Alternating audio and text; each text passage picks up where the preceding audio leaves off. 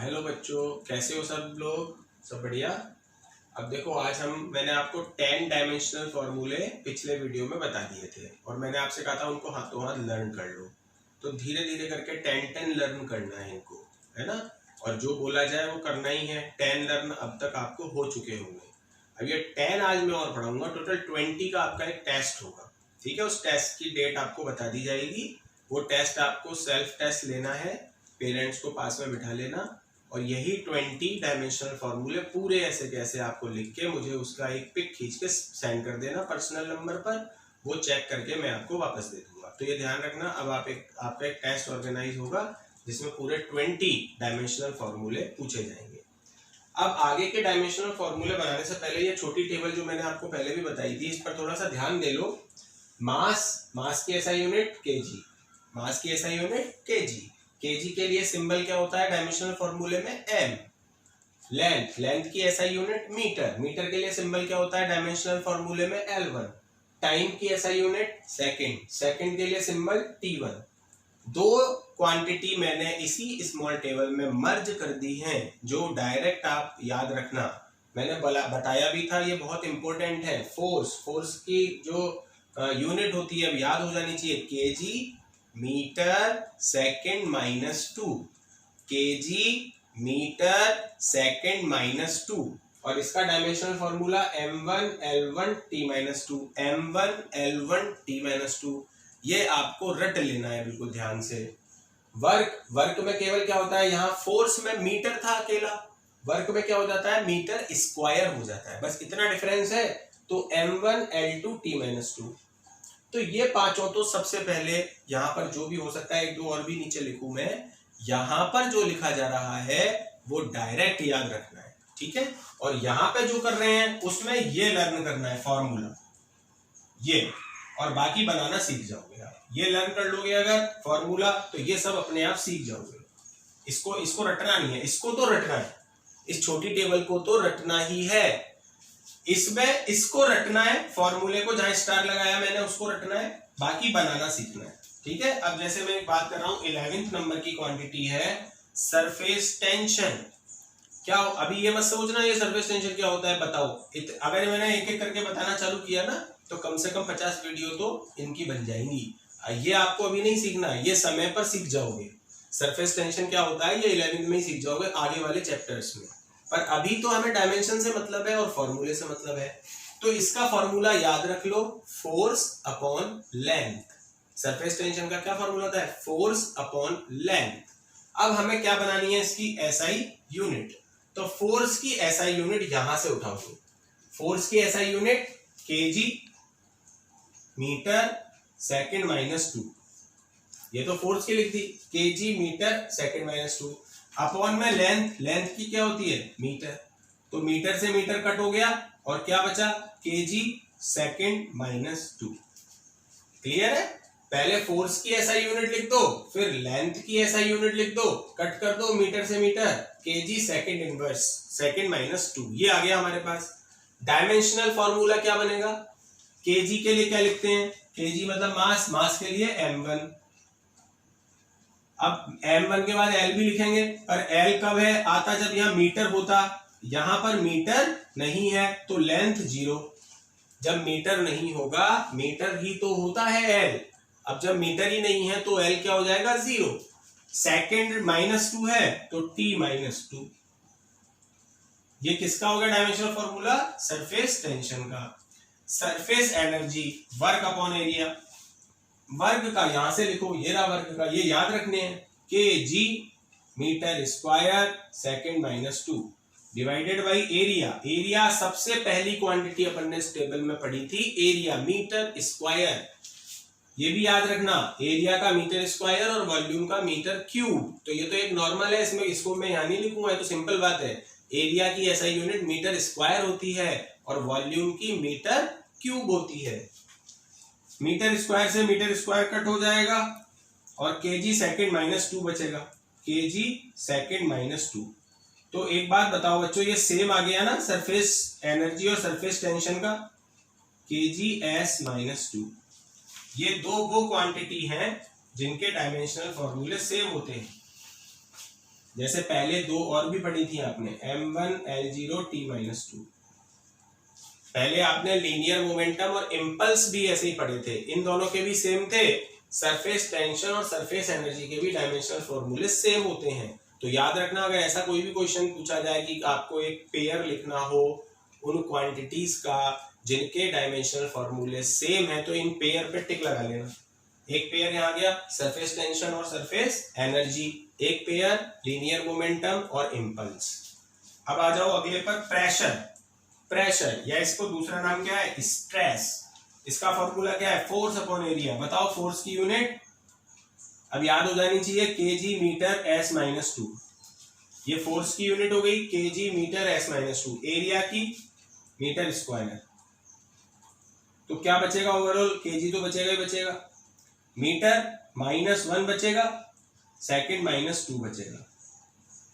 KG ये metre है, ये मीटर स्क्वायर है, तो 1 मीटर से 1 मीटर कट हो जाएगा और जो 1 मीटर बचा वो इनवर्स हो जाएगा, ऊपर जाके metre inverse, second -2।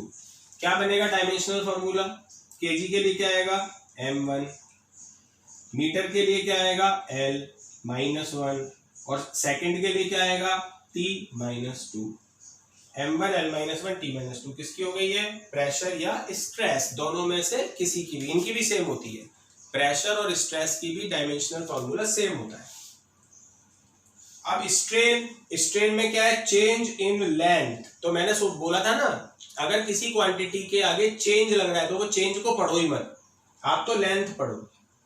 Change in length को लेंथ ही पढ़ो, लेंथ की यूनिट क्या होती है, मीटर। इनिशियल लेंथ, ये भी लेंथ, इसकी भी मीटर, मीटर से मीटर कट, ये क्वांटिटी कैसी हो गई, यूनिटलेस। कैसी क्वांटिटी हो गई, यूनिटलेस, यूनिट ही नहीं बची इसकी, ऊपर भी लेंथ नीचे भी length, length upon length, pure ratio कहलाता है। ये क्या कहलाता है, प्योर रेशियो। प्योर रेशियो का मतलब होता है जो क्वांटिटी ऊपर हो वही नीचे हो। Force upon force, velocity upon velocity, speed upon speed. अगर एक जैसी क्वांटिटी डिवाइड में है तो उसको प्योर रेशियो कहते हैं। तो प्योर रेशियो क्या होता है, यूनिटलेस।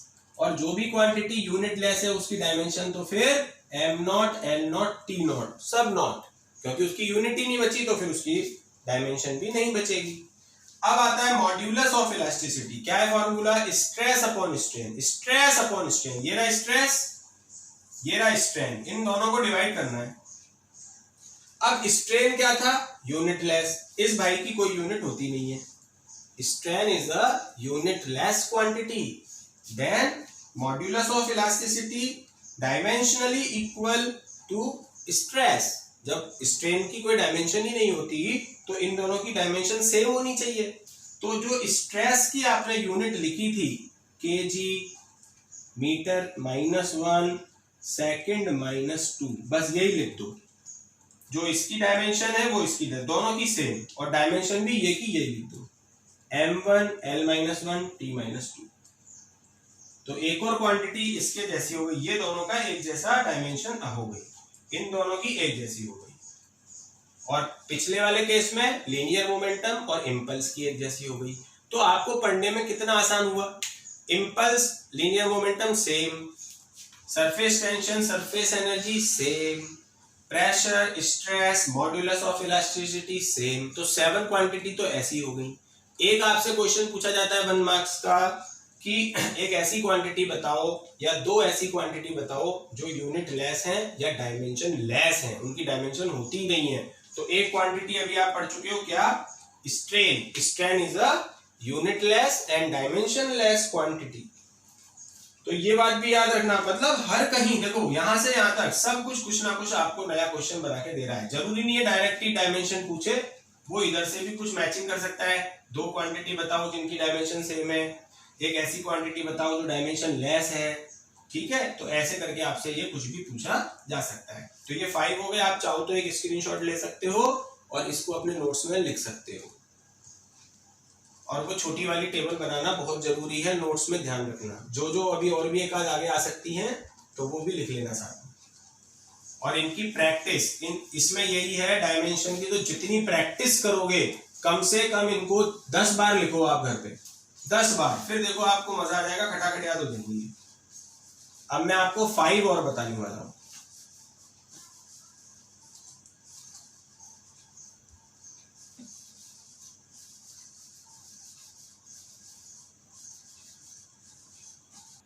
तो बच्चों 15 के बाद अब देखो ये कुछ 5 क्वांटिटीज मैंने यहाँ पर और लिख दी हैं।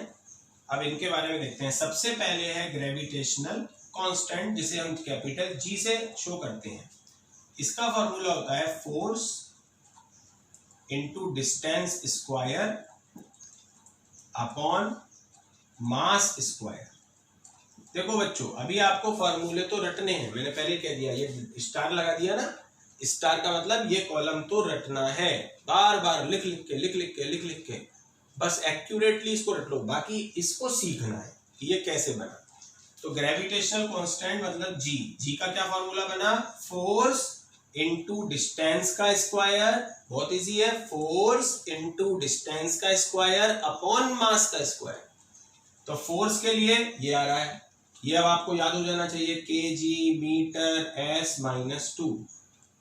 डिस्टेंस स्क्वायर, डिस्टेंस इसमें से क्या है, डिस्टेंस बता ही दिया, लेंथ है, तो डिस्टेंस का स्क्वायर मतलब metre square upon mass square, mass क्या है, केजी, केजी स्क्वायर। तो ओवरऑल क्या आएगा, केजी माइनस 1, ये मीटर और मीटर हो जाएगा मीटर का क्यूब, और सेकंड माइनस 2। इस तरीके से आपको इसको सॉल्व करना है। फंडामेंटल क्वांटिटीज में ही सॉल्व करोगे तभी तो डायमेंशनल फॉर्मूला बनेगा, इसलिए ठीक है। तो force KG metre S minus 2, distance metre में होती है तो मीटर का स्क्वायर, मास केजी में होता है, केजी का स्क्वायर। अब इसको सॉल्व कर लो, देखो केजी से केजी कट हो गया, 1 केजी बचा वो ऊपर जाके -1 हो गया, केजी से केजी कट हो गया, जो 1 केजी बचा वो ऊपर जाके -1 हो गया। ये मीटर और मीटर का स्क्वायर क्या हो गया, मीटर क्यूब, सेकंड माइनस 2। अब आप इजीली इसकी डायमेंशन बना सकते हो, केजी -1, केजी को क्या लिख देते हैं, एम, -1 L 3 और T -2। तो बच्चों ये स्टार लगा लेना, क्योंकि न्यूमेरिकल्स में काम आएगी। एन लिख दिया, एन लिख दिया मतलब कहां काम आएगी, ये न्यूमेरिकल्स पे। अब आती है next quantity, coefficient of viscosity. इसका फॉर्मूला होता है force upon 6 pi into radius into velocity, ठीक है, force upon 6 pi into radius into velocity. Formula याद ही रखना है, ध्यान रखना, रटना इसको लिख लिख के। 10th वाले बच्चों में तो रटने की कैपेसिटी भी बहुत अच्छी होती है, और हम ज्यादा नहीं रटाते। अब फिजिक्स में आपको ज्यादा नहीं रटना, समझना ज्यादा है, लेकिन एक आध जगह ऐसी अभी मिलेंगी शुरुआत में जो हमें रटने के अलावा हमारे पास कोई दूसरा चारा नहीं होगा। तो कोई बात नहीं, इनको तो आप अच्छी तरीके से याद कर लो।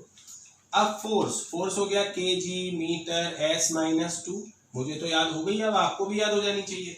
6 पाई, 6 पाई इज अ डिजिट, आपको बताया था डिजिट हो तो उसकी ना तो यूनिट होती है ना डायमेंशन होती है, ये हट जाएगा ऐसे का ऐसा, फॉर्मूले में तो आएगा पर यहां पर नहीं आएगा। 6 पाई हट गया। रेडियस, रेडियस मीटर में होती है, और वेलोसिटी होती है मीटर सेकंड इनवर्स। वेलोसिटी आपको मिल जाएगी 1 2 3 4 5 नंबर पर। 5 नंबर पे जाके देखो टेबल में, वेलोसिटी मीटर पर सेकंड।